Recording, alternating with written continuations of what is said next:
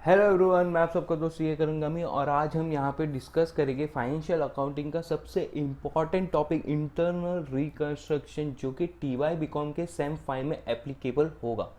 आज की डेट में रणबीर कपूर और आलिया भट्ट की स्टारर जो मूवी है ब्रह्मास्त्र, वो चलेगी कि नहीं वो अपने को नहीं पता, लेकिन ये लेक्चर देख लिया ना आप लोगों ने तो आप लोगों का एग्जाम में हाथ एकदम रपारप चलेगा, ये हमको पता है। तो ये जो लेक्चर है वो आपको मल्टीपल टाइम्स देखने हैं, जिससे क्या होगा कि आप मिनिमम टाइम में मैक्सिमम टाइम रिवाइज कर पाओगे ये टॉपिक को। और ये टॉपिक को लिए आपको अलग से कोई टाइम शेड्यूल नहीं फिक्स करना पड़ेगा, आप अपने फ्री टाइम में ये सब चीजें कवर कर पाओगे यूट्यूब में एकदम बार बार देख के, जिससे क्या होगा कि आपको एग्जाम के टाइम पे सारी चीजें एकदम इजीली क्लिक हो जाएगी। तो अभी हम यहाँ पे स्टार्ट करते हैं इंटरनल रिकंस्ट्रक्शन को समझने के लिए। इंटरनल रिकंस्ट्रक्शन समझने के लिए है ना, पहले तो ये समझना होगा कि इंटरनल रिकंस्ट्रक्शन होता किसका है। इंटरनल रिकंस्ट्रक्शन होता है एक कंपनी का। कौन सी कंपनी का? ये जो आपके स्क्रीन में दिख रही है ना, कांच की एकदम सुंदर सी बिल्डिंग, उस कंपनी का इंटरनल रिकंस्ट्रक्शन करना है। अब आप सोचोगे इंटरनल रिकंस्ट्रक्शन मतलब बाहर से तो ये सुंदर दिख रही है, अंदर से क्या ये बिल्डिंग टूट चुकी है, इसके अंदर क्या इसने पेंट से पहले पुट्टी नहीं कराई थी? अरे भाई ऐसा नहीं होता। इंटरनल रिकंस्ट्रक्शन माने अगर कंपनी लॉस मेकिंग है, कंपनी के जो असेट्स है उसने अंडर वैल्यूड रखे या लाइबिलिटीज है वो क्रिएट किए जा रहे हैं, लाइबिलिटी पे लाइबिलिटी, लाइबिलिटी पे लाइबिलिटी, मतलब 100 रुपए लिए थे उन्होंने, अब वो 100 रुपए चुकाने के लिए वो हमें दूसरे 100 रुपए ले रहे, मतलब लोन के ऊपर लोन लिए जा रहे, और उसके पास सामने असेट कोई नहीं है। तो यहाँ पे क्या हो रहा है कि उनकी लाइबिलिटीज जो है ना वो मोटी हो रही है और जो असेट्स है वो छोटे हो रहे। अगर मोटी लाइबिलिटी छोटे असेट तो ये कंपनी ज्यादा दिन तक जी नहीं पाएगी, ये कंपनी बहुत बीमार हो चुकी है। ये बीमार कंपनी को हमको फिर से जिंदा करना है, इसको पुनर्जीवन देना है, पुनर्जीवन देना है। और पुनर्जीवन देने के लिए हमको इनके डॉक्टर को बुलाना पड़ेगा। लेकिन आप लोगों को पता है इंसानों का इलाज करने के लिए रियल डॉक्टर होते हैं, तो अभी कंपनी का इलाज करने के लिए ना 3 दुनिया के महान लोग होते हैं। 3 दुनिया के महान लोग कौन? CA ये होते हैं इनके डॉक्टर। तो इनके डॉक्टर आके क्या करेंगे, आप लोगों को एक प्लान बना के दिखाएंगे कि आपने जो अपना असेट रिकॉर्ड किया है ना, फॉर एग्जांपल आपने लैंड एंड बिल्डिंग अगर रिकॉर्ड किया है अपने बैलेंस शीट में, वो बुक वैल्यू पे रिकॉर्ड किया है। आज से 10 साल पहले आपने कोई लैंड एंड बिल्डिंग 10 लाख की ली थी, ठीक है। आज उसकी मार्केट वैल्यू आप देखने जाओ ना तो उसकी 50 लाख रुपए वैल्यू हो चुकी है, लेकिन आपकी बुक्स पुरानी बुक वैल्यू पे चले आ रही है, तो आपने रियल पिक्चर तो शो नहीं किया है। तो 10 लाख की जो वैल्यू थी वो 10 साल पहले थी, आज के डेट में उसकी 50 लाख हो गई है। तो आपको रीवैल्यू करनी चाहिए अपने असेट्स को। रीवैल्यू करोगे तो आपके असेट 40 लाख से बढ़ जाएंगे। अब लाइबिलिटीज में कैसा होगा, हम लाइबिलिटी को रीअसेस करेंगे। अब रीअसेस करेंगे ये सब के लिए ना मैं आपको है ना डिफिनेशन पे ना लेके जाता हूँ। ये देखिए मीनिंग दिया हुआ है इंटरनल रिकंस्ट्रक्शन का मीनिंग। इंटरनल रिकंस्ट्रक्शन में हम क्या करते हैं, तो सबसे पहला पॉइंट को आप इग्नोर करिए, सेकंड वाले पॉइंट के बारे में हम डिस्कस कर रहे हैं। जैसे कि मैंने असेट रीवैल्यूएशन का एक एग्जांपल दिया, आपने लैंड एंड बिल्डिंग 10 लाख पे की थी, अब उसको 50 लाख पे करना है, तो आपने असेट्स की वैल्यू अभी बढ़ा दी, मार्केट वैल्यू के हिसाब से कर दी, ये लिखा हुआ है। फिर लोन के बारे में मैं क्या बोल रहा हूं, अभी लोन वाले को आप बुलाओगे, उनको बोलोगे देखो हमारी कंपनी बीमार है, ये आप तो जानते ही हो, अगर हमारी कंपनी अगर मर जाती है या कि बंद हो जाती है, वाइंड अप हो जाती है, वाइंड अप टेक्निकल टर्म्स में यूज करना होता है, लेकिन हम अंडरस्टैंडिंग पर्पस पे मर जाना यूज कर रहे हैं, ठीक है। तो अगर हमारी कंपनी मर जाती है ना, तो आपने जो हमको 100 रुपए या तो 100 करोड़ पकड़ो, हम एग्जांपल इजी रखने के लिए 100 रुपए की एग्जांपल ले रहे, 100 रुपए ले, अगर आपने हमको 100 रुपए लोन में दिए हुए, अगर हमारी कंपनी मर जाती है ना तो आपको 50 रुपए भी नहीं मिलेंगे। तो आज की डेट में अगर आप हमको जिंदा रखने के लिए मदद करना चाहते हो ना, तो हम आपको 70 रुपए दे देते हैं, आप हमको हेल्प कर दो, 70 रुपए आप ले लो, 30 रुपए आप हमारे माफ कर दो, तो हम कैसे कि हम जिंदा रह जाएंगे। जिंदा रहने के बाद हम फ्यूचर में आपके साथ बिजनेस करेंगे, जिसमें आपका भी फायदा होगा, हमारा भी फायदा होगा, आप भी ग्रो करना, हम भी ग्रो करेंगे, दोनों मिलके ग्रो करेंगे और अच्छे से आगे बढ़ेंगे, ठीक है। तो आप आज के डेट में अगर आपके 30 रुपए छोड़ रहे हो ना, तो हम फ्यूचर में आपको और अपॉर्चुनिटी देंगे जहां पे आपको ये 30 के 30 करोड़ कमाने को मिलेंगे, ठीक है। तो यहाँ पे लाइबिलिटी होल्डर क्या बोलेगा, ठीक है कोई इश्यू नहीं, 50 भी नहीं आ रहा है, उससे बेटर 70 लेके मैं खुश हो जाता हूं।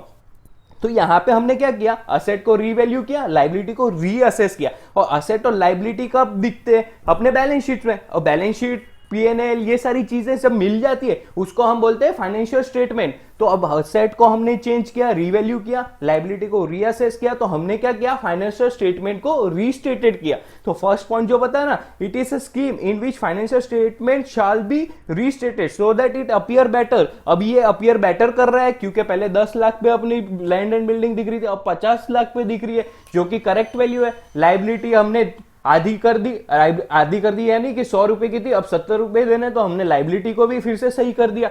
अब कैसा है कि लाइबिलिटी को कम करना है या शेयर होल्डर का प्राइस थोड़ा सा कम मिल रहा है शेयर्स का, तो उन लोगों को है ना एक बार पूछना पड़ता है कि भाई लाइबिलिटी होल्डर आप लोगों को चलेगा ना, जैसे हमने डिस्कस किया कि 100 रुपए के बदले 70 रुपए लेके आप मामला रफा दफा कर दो और यहां से आपको कुछ पे आगे हम नहीं करेंगे, तो वहां पे आपको लाइबिलिटी होल्डर की परमिशन लगती है। फिर जो इन्वेस्टर्स होते हैं, जो शेयर होल्डर होते हैं, उन्होंने अपने हार्ड एंड मनी इधर कंपनी में इन्वेस्ट किए हुए थे। अब उसके वैल्यू मतलब समझ लीजिए शेयर की वैल्यू, एक शेयर की वैल्यू 100 रुपए थी, आज अगर मार्केट में उसकी 50 रुपए वैल्यू करने वाले हो आप लोग, तो उनको 50 रुपए का पर शेयर लॉस होगा। तो वो लॉस बेयर करने के लिए उनकी परमिशन तो लगेगी ना कि भाई शेयर होल्डर आप लोग रेडी हो क्या आपके शेयर वैल्यू को कम करने के लिए। तो शेयर होल्डर बोले कि हाँ ठीक है, अगर कंपनी बचती है तो ये वाला गम हम पीने के लिए तैयार है। तो शेयर होल्डर एग्री होने चाहिए, लाइबिलिटी होल्डर एग्री होने चाहिए। ये liability holder share holder agree हो गए ना, फिर आपको जानेगा अपने कोर्ट के पास। कोर्ट जब अपना थप्पा मार दे ना कि हाँ ठीक है, ये जो स्कीम लेके आया है ना कंपनी को जिंदा रखने की, ये स्कीम हमको पसंद है और वो हम अप्रूव करते हैं, तो स्टैंप अपना, ये कोर्ट अपना स्टैंप मार देगा ना, तब ये स्कीम अप्रूव हो जाएगी। और स्कीम अप्रूव हो गई ना, तो उसमें क्या करना होगा, आपको जो भी आपने बेनिफिट उठाया, मतलब जो भी आपको प्रॉफिट हुआ, अभी आपने plant and machinery sorry land and building को आपने रीवैल्यू किया, तो आपको 40 लाख का जो फायदा हुआ था वो आप कहां पे लेके जाओगे, तो कैपिटल रिडक्शन या कैपिटल रिकंस्ट्रक्शन अकाउंट, एक अकाउंट क्रिएट करेंगे जहां पे हम ये सारे अमाउंट डालेंगे। और ये अमाउंट सारे डालने के बाद हम है ना क्या करेंगे, ये जो प्रॉफिट हुआ उसको हम करते हैं पुण्य, और जो हमने लॉस किया वो करते हैं पाप। जो पुण्य और पाप का जो हिसाब होगा ना, अल्टीमेटली ये सब में हमेशा, ये सब आप जब भी सॉल्व करोगे ना, at the end of the day result ये आएगा कि आपको है ना एक अमाउंट मिलेगा at the end of the day. जब आप पूरा कैपिटल रिकंस्ट्रक्शन अकाउंट फाइनल कर दोगे ना, टैली करोगे, तो आपको एक अमाउंट मिलेगा जो आपको हमेशा पॉजिटिव मिलेगा। पॉजिटिव मिलेगा मतलब क्रेडिट बैलेंस रहेगा उसका, तो बैलेंस क्रेडिट रहेगा यानी कि वो पॉजिटिव, मतलब आपको ये पुण्य ही देगा हमेशा एंड ऑफ द डे। तो पुण्य देगा ना, तो हम इसको क्या बोलते हैं कि पुण्य का घड़ा। Capital reduction account, capital reconstruction account को हम पुण्य का घड़ा, जहां पे आपके पाप और पुण्य के हिसाब होंगे कंपनी के, और एंड में आपको पुण्य मिलेगा, और वो पुण्य मिलके आप कंपनी को आगे बचा लोगे। अब ये जो पाप पुण्य ये सब इतना कॉम्प्लिकेटेड अगर मैंने अगर आपके लिए कर दिया है तो टेंशन मत लो। अब आगे जब मैं आपको है ना एंट्रीज वाइज एक्सप्लेन करूंगा ना, तब आपको और क्लैरिफिकेशन आ जाएगा। अब हम लोग है ना इसकी अकाउंटिंग ट्रीटमेंट देख लेते हैं। जैसे कि मैंने सबसे पहले क्या बोला कि असेट को हमने रीवैल्यू किया। जब असेट रीवैल्यू होगा तो हर बार ऐसे जरूरी थोड़ा ना कि असेट अपना बढ़ के आएगा, कभी ऐसा हो सकता है असेट की वैल्यू कम भी हो सकती है। तो ऑन रीवैल्यूएशन दो चीजें हो सकती है, या तो इंक्रीज हो सकती है असेट की वैल्यू, या तो डिक्रीज हो सकती है। अगर असेट की वैल्यू इंक्रीज होती है तो हमारे असेट का बैलेंस हमेशा क्या होता है, डेबिट बैलेंस होता है। तो डेबिट बैलेंस अगर इंक्रीज करना है तो हम असेट को क्या करेंगे, असेट को भी डेबिट करेंगे। और अगर हमारा दूसरा एंट्री जो दिखाना है वो कहां पे दिखेगा, कैपिटल रिकंस्ट्रक्शन अकाउंट में दिखेगा। तो असेट को डेबिट करेंगे, कैपिटल रिकंस्ट्रक्शन अकाउंट को क्रेडिट करेंगे। यहां पे एक और बात हमको जानने की जरूरत है, जैसे कि जब भी हमारा फायदा होगा ना तो हम कैपिटल रिकंस्ट्रक्शन अकाउंट को क्रेडिट करेंगे, और जैसे ही हमारा नुकसान होगा ना हम कैपिटल रिकंस्ट्रक्शन अकाउंट को डेबिट करेंगे। ठीक है। तो दूसरे एग्जांपल में decrease in value of liability, मतलब समझ लीजिए कि कोई प्लांट एंड मशीनरी थी जिसके अंदर है ना एक एक्सीडेंट हो गया, वो 50 लाख में आपकी बैलेंस शीट में दिख रही थी, लेकिन एक्सीडेंट के बाद है ना उसका सिर्फ 25,000 आने वाला है, तो आपने ओवर वैल्यू किया हुआ है। तो अगर आप उसको रीवैल्यू करोगे ना तो यहां पे उसकी वैल्यू कम हो जाएगी। तो decrease in a value of an asset, तो decrease in a value of asset, asset की ऑलरेडी वैल्यू कौन सी है, डेबिट। अब उसको कम करना है तो आपको उसका रिवर्सल एंट्री करना पड़ेगा। रिवर्सल एंट्री करना यानी कि असेट को आपको क्रेडिट करना पड़ेगा, और असेट को क्रेडिट करोगे और यहां पे अपना लॉस हो रहा है, इसलिए कैपिटल रिकंस्ट्रक्शन अकाउंट को हम डेबिट कर देंगे।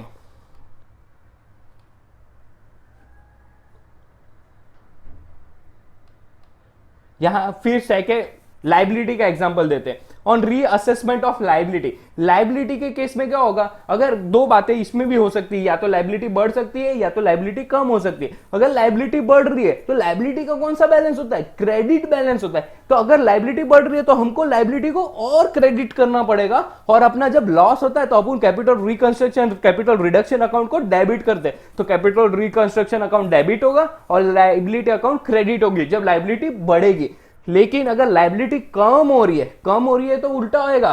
क्या होएगा, आपकी लाइबिलिटी का कौन सा बैलेंस है, क्रेडिट, अगर उसको कम करना है उसका रिवर्सल, तो लाइबिलिटी को हम कर देंगे डेबिट, और अपना इधर फायदा हो रहा है। लाइबिलिटी कम होना मतलब फायदा होना होता है। तो अगर अपना यहाँ पे फायदा हो रहा है ना, तो कैपिटल रिकंस्ट्रक्शन अकाउंट को हम कर देंगे क्रेडिट। ठीक है, ये वाला पार्ट जो हमने अभी डिस्कस किया ना, वो ब्रीफली इंट्रोडक्शन समझ के चल सकते हैं। अभी इसके जो एग्जांपल है ना, वो मैं आपको नेक्स्ट पार्ट में एक्सप्लेन करूंगा। ठीक है, थैंक यू सो मच।